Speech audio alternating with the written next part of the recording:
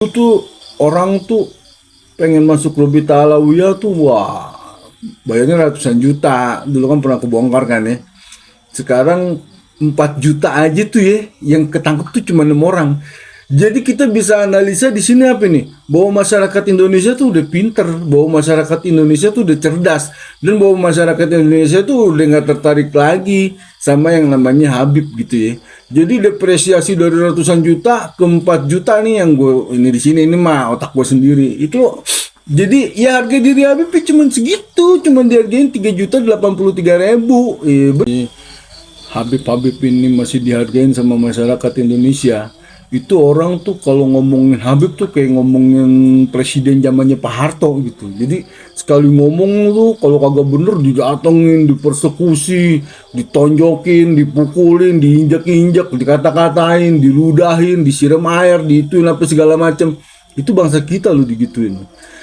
Terus pas sekarang, zaman sekarang, Assalamualaikum warahmatullahi wabarakatuh. WhatsApp maleser internasional. Seperti janji gue yang tadi ya, ada berita menarik nih. Gue baca di Detik News ya. Beritanya kayak gini nih.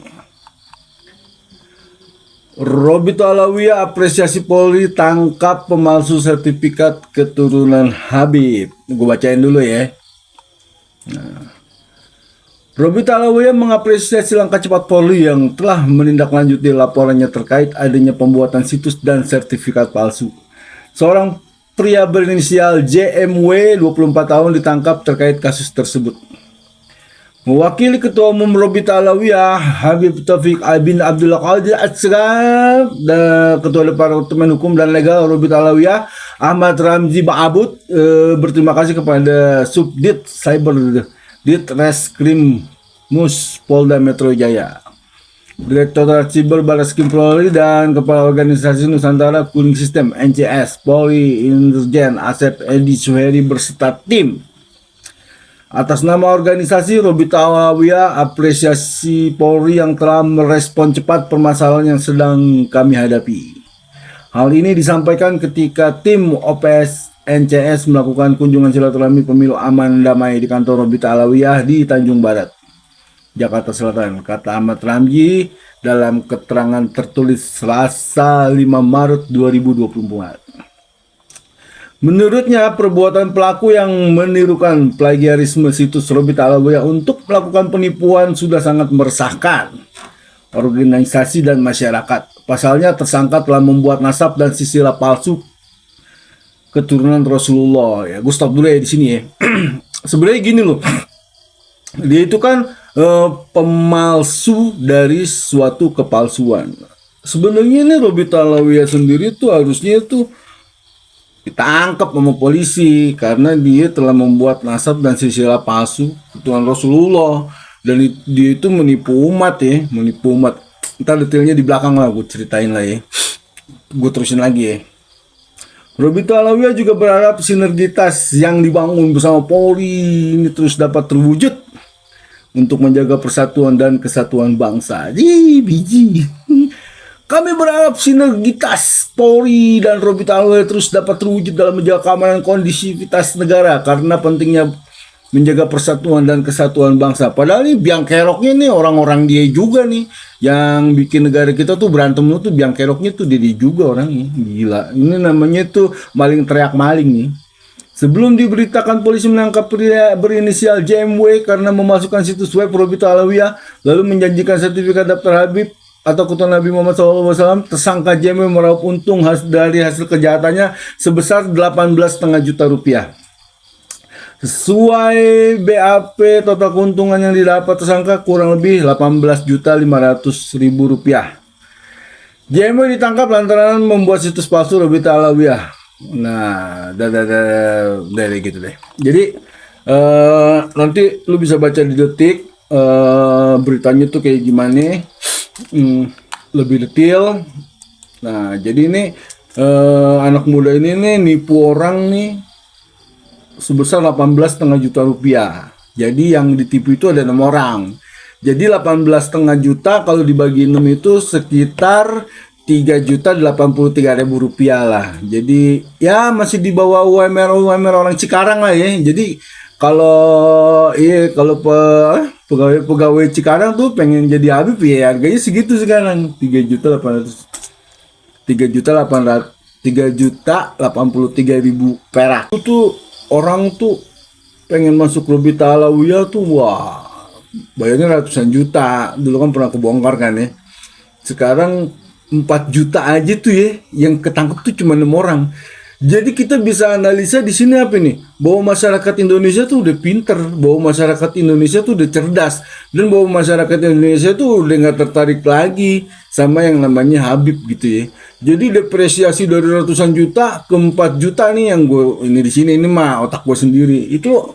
Jadi ya harga diri Habib cuma segitu, cuma dihargain 3.083.000. Bener ntar kalau misalnya duit segitu tuh, kalau gue kasih jajan anak gue tuh berempat tuh paling sebulan habis buat beli seblak sama cilok di sini gitu. Jadi ya gitu ya. Jadi itu satu, terus kedua pria ini memasukkan pemalsuan nih, dia melakukan pemalsuan atas nama kepalsuan gitu. Ini barang udah palsu dipalsuin lagi.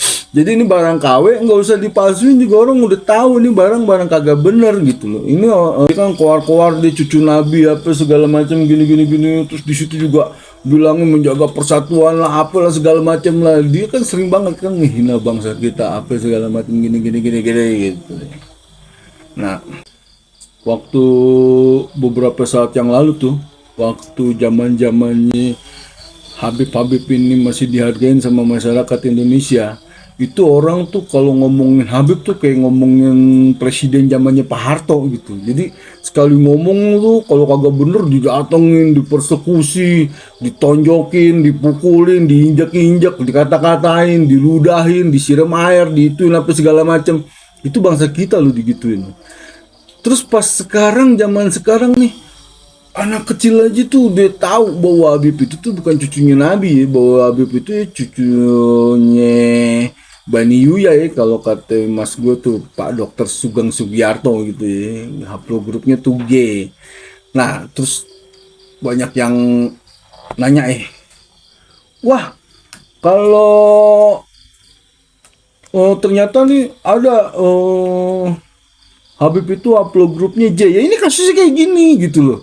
Dia nggak tahu bahwa dia itu cucu Nabi asli, dia pengen jadi cucu Nabi ya dia datang ke Robito Alawiyah, ke Bani Alawi apa segala macam, minta declare bahwa minta dituin sertifikatnya bahwa dia itu benar-benar cucu Nabi gitu. Jadi emang banyak kasusnya kayak gini. Tapi kalau misalnya darah murni itu darah suci ya, kalau di film ganteng-ganteng sering gila tuh darah suci tuh. Kalau dicek itu rata-rata Habib itu haplogrupnya G, dan haplogrup G itu tuh beda SNP-nya tuh kata dokter Sugeng tuh 200 lebih sama Kohanim gitu loh. Jadi emang nggak mungkin Bani Alawi itu tuh keturunannya Ali. Nah, teknisnya itu ya lo lihat aja tuh Facebooknya, YouTube-nya Sultan Gunung Kidul, Dokter Sugeng Sugiarto. Jadi dia tuh yang ngejelasin detail apa segala macam gitu. Gitu. Yang mau gue garis bawain di sini nih gini ya. Wake up lah bangsa Indonesia, bangunlah dari penjajahan keterbudakan mental ya. Sekarang nih harusnya nih orang-orang ahli sejarah itu tuh turun semuanya tuh ya, membenahi sejarah-sejarah tuh yang diajarin dari SD gitu. Karena kalau dari SD, SMP, SMA kita belajar sejarah salah, ntar kita nggak bakalan ngargain nenek moyang kita, nggak bakal ngargain pahlawan kita gitu loh. Sekarang ini kan dia tuh melakukan pembelokan sejarah tuh masif banget ya. Dia bilang yang nyebarin agama Islam di Indonesia itu kakek moyangnya dia. Kalau kakek moyangnya dia itu nggak datang ke Indonesia nih kita mesti nyembah pohon.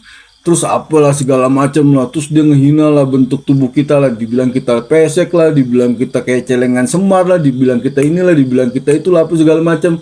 Dia makan durennya dikasih ke muibinya makan apa segala macam. Maksud gue ya Allah ini bangsa gue pemonyet sih sebenarnya gitu loh. Udahlah kita mesti bebas dari keterbudakan mental kayak begini. Bahkan di Cirebon itu kemarin ada Habib itu ngemprut pembini tetangganya, terus yang jadi homo banyak, yang ini banyak apa segala macam.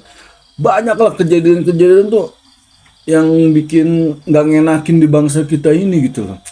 Emang statusnya dia itu emang penjajah, yang namanya penjajah wajib penjajah. Jadi dia emang didatengin dari Yaman itu ke Indonesia itu dijadiin kapiten-kapiten, dikasih pangkat, dikasih gini apa segala macam buat ngintimidasi bangsa kita gitu loh. Nah pas di zamannya Pak Karno dia tuh pengen dideportasi semuanya, cuman dihalangin sama Kiai Haji Hasyim Asy'ari. Baiknya orang-orang kita tuh kayak gitu. Udahlah, dia juga orang Islam juga, sesama Muslim itu kita mesti melindungi. Akhirnya dilindungin. Terus kata bapak gue nih, kalau dia pengen tanah tuh dia cukup bawa siwak doang. Siwak tuker tanah tuh di daerah Betawi tuh udah biasa zaman dulu gitu. Jadi zaman dulu mah Arab-Arab kayak begitu mah dijadiin bahan bercandaan kalau di Betawi. Cuman sekarang aja dihormatin. Iya, kalau di sana mah banyak kan apa cerita-cerita lucu tentang Arab gitu. Misalnya orang dari Yaman gini pengen ke Indonesia naik pesawat karena dia pelit kagak ada duit, miskin di kampungnya, di pesawat ditawarin makan. Kagak ah. Ntar aja gue makannya di kereta. Akhirnya pas turun dari pesawat dia naik kereta. Pas di kereta dia baru makan. Pas dia makan di kereta ditagih dong sama orang kereta. Wah lu gila lu, gue sengaja makan kagak makan di pesawat biar gue kagak bayar mahal. Sekarang di kereta gue malah ditagih. Pak, di mana-mana tuh makan di pesawat itu gratis. Kalau makan di kereta bayar. Oh kalau kayak gitu gue balik lagi dah. Gue naik pesawat lagi biar gue makan gratis. Begitu banyak lah lakukan orang Arab tuh kayak gitu banyak gitu ya. Ini sekarang nih dia ngerasa dihormati, ngerasa dibilang cucu nabi lah, apalah segala macam lah ini, apa segala macam gini. Ya gue bilang mah, udahlah stop lah nganggap dia tuh cucu nabi. Biasa aja, nganggap dia tuh ya orang Arab aja biasa gitu loh. Imigran biasa. Kayak kita mau orang Eropa, mau orang Cina, mau itu apa segala macam ya. Dia kalau misalnya baik-baik aja di Indonesia ya, kita juga harus baik. Tapi kalau misalnya dia rese ya, kita harus ngebela bangsa kita, ngebela tanah darah daging kita, ngebela tanah air kita gitu. Itu sih yang mau gue ini ya. Jadi gue bilang sih buat anak muda nih yang bikin pemalsuan ini ya, gue bilang keren banget nih. Lu bikin pemalsuan di atas kepalsuan nih. Barang palsu lu palsuin lagi bisa lu jual, berarti itu kreatif gitu. Lu tuh keren kalau menurut gue gitu. Ya ya harusnya media di Indonesia tuh kayaknya belum tahu bahwa Robito Alawiyah, bahwa Habib ini apa segala macam itu bukan keturunannya Rasulullah asli, karena dia nggak ada yang mau tes DNA. Kedua, dari kajian kitab dia udah nggak benar. Ketiga, dari kajian filologi juga, dari kajian itu segala macam banyak pemalsuannya. Dia bilang itu anak muda itu ditangkap karena plagiarisme. Sebenarnya yang plagiarisme itu ya baninya dia, semuanya itu diakui nama-namanya dia apa segala macam. Maulid Albar janji diganti lah, itulah pakai Simtudur apa segala macam kayak gitulah ya kalau menurut gue. Jadi menurut gue nih eh tadinya sih gue udah nggak mau ngomongin masalah ini lagi, cuman beberapa kali gue ketemu temen gue ketemu sama ini gue, masih ada yang ngomong begini, Habib itu ada yang palsu ada yang asli. Geblok dalam hati gue. Lu nggak ngerti permasalahannya, lu nggak tahu duduk permasalahannya apa segala macam. Masa lu kalah sama tukang cireng di daerah sini sih? Tukang cireng aja tahu bahwa Balawi itu bukan cucunya Nabi, bahwa Ubaidillah itu tokoh fiktif apa segala macam gitu. Jadi emang doktrin-doktrin ini kan udah ratusan tahun ya. Jadi kalau buat ngancurinya, buat ngangkat apa segala macam, kita mesti masif, kita mesti sporadis kayak begini. Jadi orang-orang di bawah itu tahu gitu loh. Makanya kemarin Pak Kiai itu ngelawan, kan kisos ya, ngelawan halu pakai halu, gila ngeluarin halu tuh, wah pada komplain, nggak boleh ngelawan halu pakai halu. Ya sekarang gini, kita berantem, orang pakai pedang, terus kita mesti pakai kayu gitu, kan goblok. Kita dia pakai pedang, kita pakai pedang gitu, yang seimbang lah gitu loh. Dia halu, kita main halu gitu. Masa nggak boleh halu gitu? Cuman kan dia halunya itu nggak terfaktualisasi di alam nyata. Kalau ini kan, kalau Pak Kiai kan halunya itu ya nyata gitu loh, kayak ya kayak gitulah gitu. Jadi ya ntar banyak lah cerita-cerita kayak gitu. Fresh doang gitu loh, bahwa Robito Alawiyah tuh harusnya tuh dibubarin, harusnya kalau menurut gue harusnya dibubarin, karena itu organisasi pemalsu nasab terbesar, pembohong nasab terbesar sedunia gitu loh. Dia bilang kan dia pencatat keturunannya Nabi, padahal dia sendiri aja itu nenek moyangnya tuh nggak ada yang nyambung ke Nabi. Nggak usah ke Rasulullah, ke Nabi Ibrahim aja jauh SNP-nya gitu kalau kata dokter Sugeng gitu. Jadi sebenarnya bener-bener maksudnya dia yang sering bikin kerusuhan di Indonesia ya dia. Aidit ya gerombolannya dia, Musso ya gerombolannya dia, Barakba bersaudara ya gerombolannya dia, yang ngebom di Borobudur ya gerombolannya dia, yang bikin kerusuhan di Ketapang gerombolannya dia, adanya Pam Swakarsa gerombolannya dia, tahun 2019 kemarin tuh ya gerombolannya dia, semua gerombolannya dia semua. Sampai kapan kita pengen diadu domba ya? Akhirnya yang bunuh-bunuhan itu ya anak-anak bangsa, dia mah ketawa-ketawa aja. Sekarang gini, bener kata Gus Puat, kagak ada hitam, nggak ada putih, nggak ada abu-abu. Hitam-hitam, putih-putih, nggak ada zona abu-abu. Bener-bener salah-salah. Udah gitu aja. Kita sekarang pro kemana gitu. Nah, berjuang ini kita pro-nya kemana gitu. Pro ke A, apa pro ke B, apa pro ke C gitu.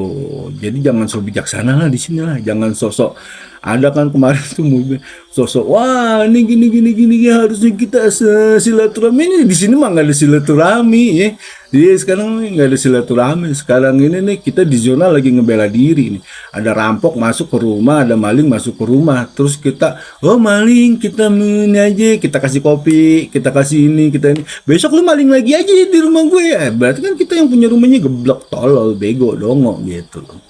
Jadi menurut gue, nah, dari sekarang kita mesti ngajarin minimal sama orang-orang terdekat kita bahwa Habib itu bukan keturunan Nabi. Selesai. Kalau dia udah nggak dicap keturunan Nabi, dia ntar pengen ngedawir susah, pengen ngemprutin anak-anak kita susah, pengen merkosa bini kita susah, ini susah apa susah, semua susah segala macam. Ujung-ujungnya akhirnya dia kreatif, akhirnya dia dagang minyak wangi dia gitu. Ya, berarti kan itu kita sayang sama dia gitu, mencegah dia dari kemaksiatan selanjutnya gitu loh. Benar kata Pak Kiai ya kan.